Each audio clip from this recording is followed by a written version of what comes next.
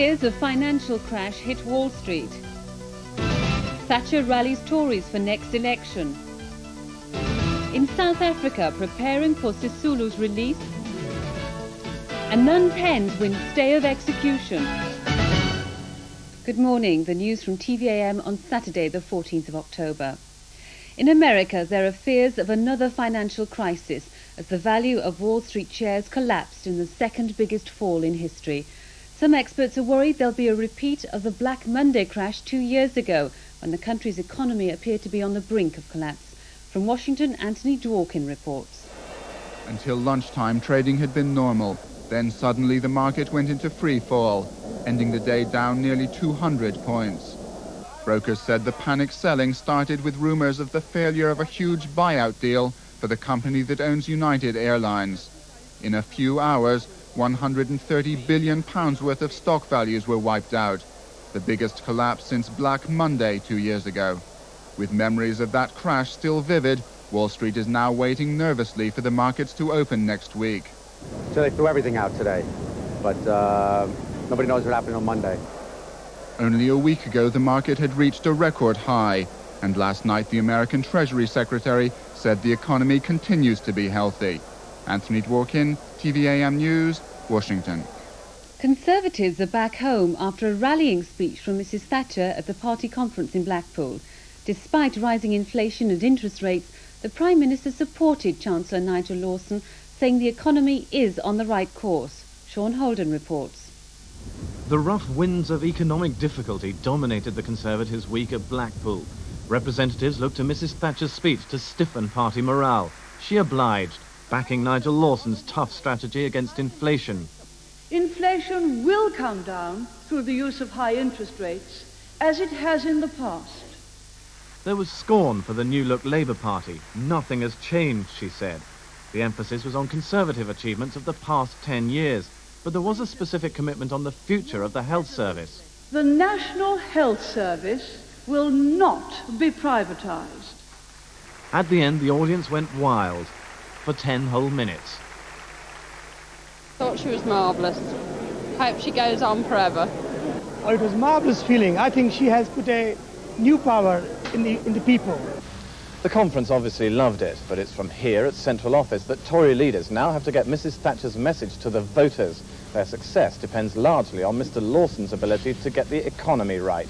Sean Holden, TVAM News, London. Private contractors are being hired to clean the Royal Navy's fleet of warships. The Ministry of Defence says the move is to free crews from the drudgery of routine tasks. Contracts to clean ships at naval bases in Devonport, Portsmouth and Rosyth have already been agreed. The work, which includes painting, starts later this month. Just days before the next meeting of the Anglo-Irish Conference, British concern is growing over Ireland's decision not to prosecute Father Patrick Ryan. The Catholic priest, wanted here in connection with an IRA bombing campaign, has attacked British justice as an evil system. He claims Dublin's refusal to press charges against him proves his innocence. In South Africa, the black activist Walter Sisulu, who was jailed 26 years ago, is expected to be freed this weekend. Anti-apartheid leaders are preparing for rallies across the country to celebrate the release of Sisulu and 7 other political prisoners. Michael Voss reports. A large crowd has been preparing for the release of Walter Sisulu outside his home in Soweto. He is by far the most important figure to be freed by the South African government so far. Only Nelson Mandela is left behind from a group that was jailed for treason back in 1964. Walter Sisulu's wife, Albertina, has been allowed to speak publicly for the first time about her husband. To me, he's just the same. Politically, he is strong. His views are still the same. He hasn't changed, not even an inch. Anti-apartheid leaders now want to hold victory marches throughout the country. One militant newspaper expects more than 250,000 people to take part. Michael Voss, TVAM News.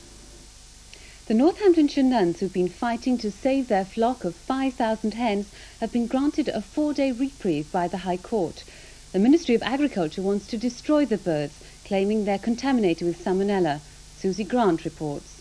The Ministry of Agriculture's first attempt to slaughter the hens was abandoned when 6 of the nuns barricaded themselves inside the hen house. Yesterday, the Mother Superior, who's leading the nuns' battle, took her fight to the High Court and was given till Tuesday to prove her hen's healthy. Well, I feel that the government has moved the goalposts because they're fighting in a technical way that doesn't take account of the facts. The lawyers now have less than 48 working hours to prepare the nuns' case. It's a very tall order, but we shall certainly do our very best. This is a monastery that really believes in their cause. They're fighting for themselves, they're fighting for the birds, they're fighting for their industry. Between now and Tuesday, the lawyers will be preparing scientific evidence which they hope proves that the salmonella allegedly present in the nuns' flock is of no danger to the public. Susie Grant, TVAM News at the High Court in London. Finally, a look at today's weather. This morning there'll be showers in Northern Ireland, the west of Scotland and northwest England, though these will die out later. The rest of the country will be mostly dry and bright. Top temperatures will be 14 degrees centigrade, that's 57 degrees Fahrenheit. That's the news this morning. Now back to Jeff Clark.